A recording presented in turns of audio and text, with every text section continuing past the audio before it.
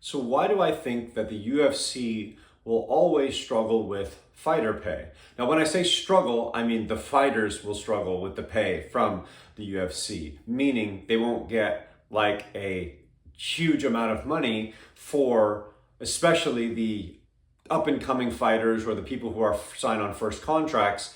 The champions and those people, they will make decent money, but relative to other sports, they're not going to be necessarily comparable, especially now that the pay-per-view model's gone away for these factors, and there are several factors. Well, one, if you look at the UFC compared to other major organizations like the NBA, the NFL, the MLB, they don't have a monopoly on the talent.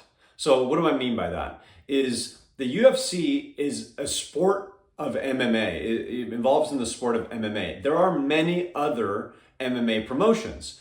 These promotions also have talent that is comparable to fighters in the UFC. Now, if we went champion for champion, the UFC would probably win most of those fights. So at the top of the league, at the top of the leagues, at the top of the other organizations, the UFC dominates. But what I'm talking about is below that. You could take basically the bottom 50% of all of the divisions in the UFC and fire them today, get rid of them, and sign fighters from other organizations, and the UFC wouldn't miss a beat.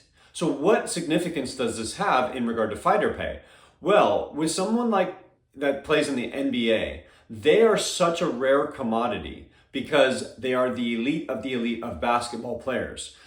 If you took away the players from the NBA and spread them to other leagues, you would no longer have the NBA. You could not fill the void that is created by those players. The players make the league. Even if you put 2 or 3 of the best players and you put them in other leagues, people would follow them to those other leagues, and those leagues would change because of those players. Whereas you can't do that in MMA.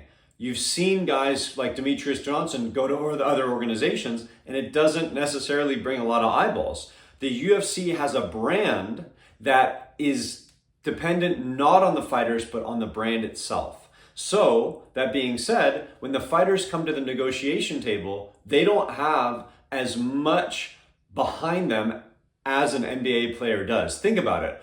I'm a 7-foot tall, athletic guy that can shoot the basketball. There's only a handful of those guys on the planet. So when it comes to negotiating, the NBA, the teams, the league, if they want to have the best quality, they can't let that guy go. And this is why the negotiations are like, hey, the players look at the NBA and go, hey, we need 50-50 because there's no way that you guys can do this league without us. Now, obviously we need to have a balance, but you can't have the best basketball league in the world without the best basketball players. Well, the UFC, although they tend to have the best fighters, especially towards the top, there's so much competition in the sport of MMA, especially because this is one of the other reasons why, is because elite sports that are like MLB, NFL, they are also physically bigger. So that means that there are less of them. Whereas when you go down from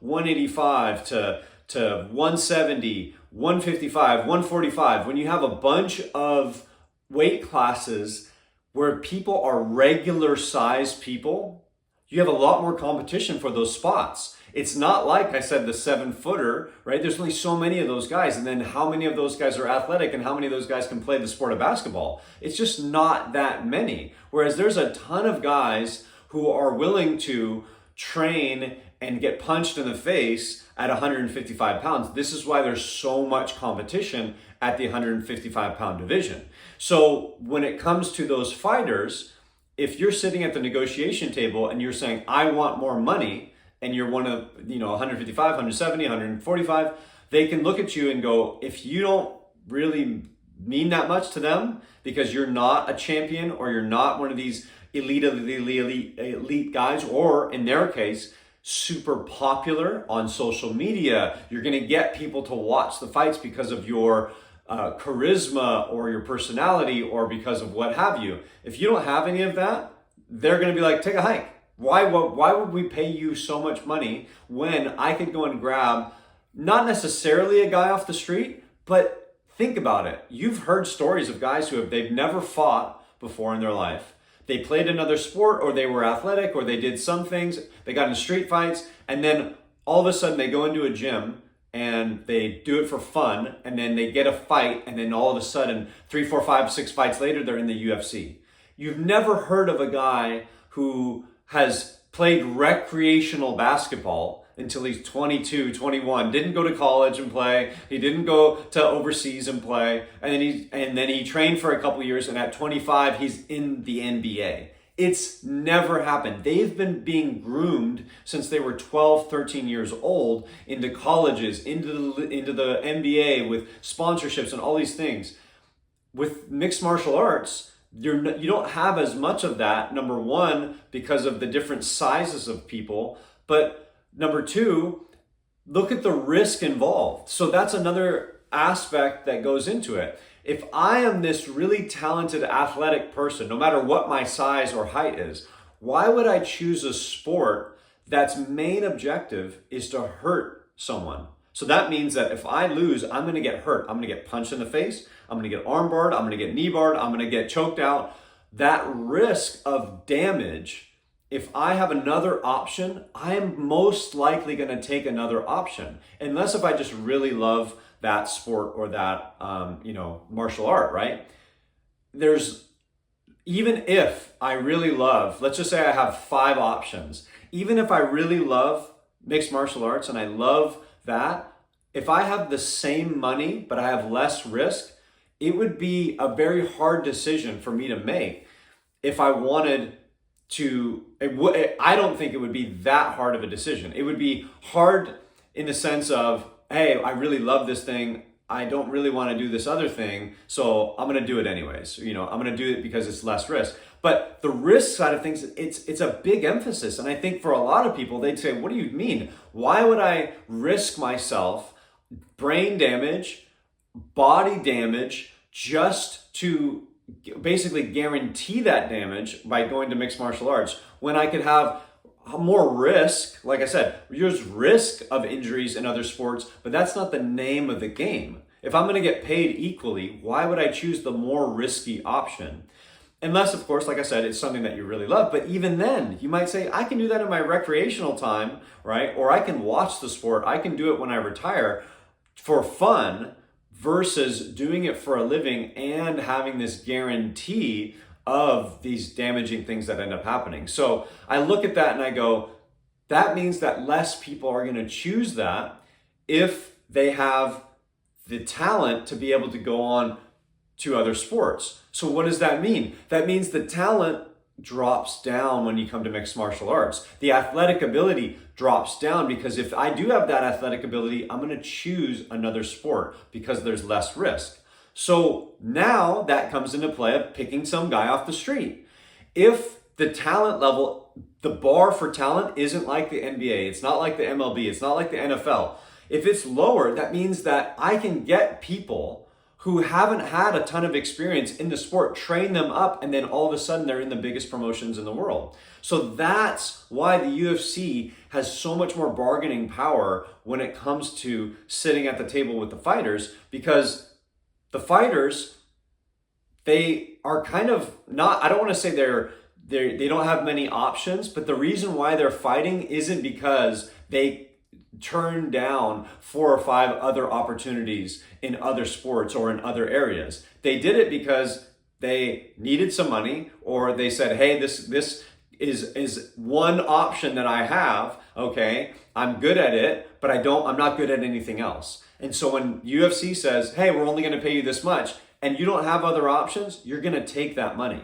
And like I said, if you say, I want more money, and they say, take a hike because they can fill your spot with someone else, that makes it very, very tough. The collective bargaining agreement type thing, the collective is also going to be very hard because it's a single person sport. It's an individual sport. And like I said, there's so many other organizations that if you say no and you go and I'm going to go and sign to someone else, the UFC can go and sign someone from another organization, or from another organization. You've even seen this at the highest level, where guys have fought the majority of their career outside of the UFC. They've got 20 fights and they're a champion in another division, and they come in and we think, oh, the champion in the UFC is the best. Well, this guy comes in, Yuri Prochazka comes in, he was the champion. Yeah, he doesn't go immediately for the title. He comes in, wins a couple fights, and then all of a sudden he's the champion. So even at the highest level, the UFC could say, hey, you're being a pain in the neck negotiating for us. We're going to go and grab this guy from this other organization, and we just replaced you. So that's why it makes it so hard for the fighters to really demand that 50% of the revenue share. And the UFC makes a ton of money. I don't think it'll ever get there, is because how are you going to get a collective when there is no collective? The NBA, there's only so many talented guys in the world. They've come together and said, hey, we're willing to hold out on contracts and do the lockout and stuff like that because we want to make our money. Whereas if you said, all right, we're going to lock out, there's guys from other leagues, other organizations that will step right in. Because like I said, they might be desperate for that money, or they say, hey, I want that opportunity to be on the biggest stage. Because UFC is like the NBA in the sense of the name. It's not like it in regard to the fact that the talent pool isn't necessarily there. So those are some of the reasons why you're going to have a hard time with negotiating with the UFC, because their brand is what makes it the best league, the best organization for mixed martial arts. It's not the fighters. Demetrius Johnson went away and no one cared. All right. As a matter of fact, the flyweight division has become more popular since Demetrius left. Now, he himself is popular. He himself has his other avenues. But when he went to ONE FC, it wasn't that big of a deal. Nobody really cared, right? Same thing, all right? You've got guys coming in from other leagues, all right, and coming in. Those champions that were there, all right, they just fade away, right? The new guy comes in, and it again, these things can change hands super easily because the brand of the UFC just keeps marching forward. And it doesn't matter who they put under or who they take out, they're going to continue along. So it makes it very hard for the negotiation. That's it for today. Until next time, I'll see you then.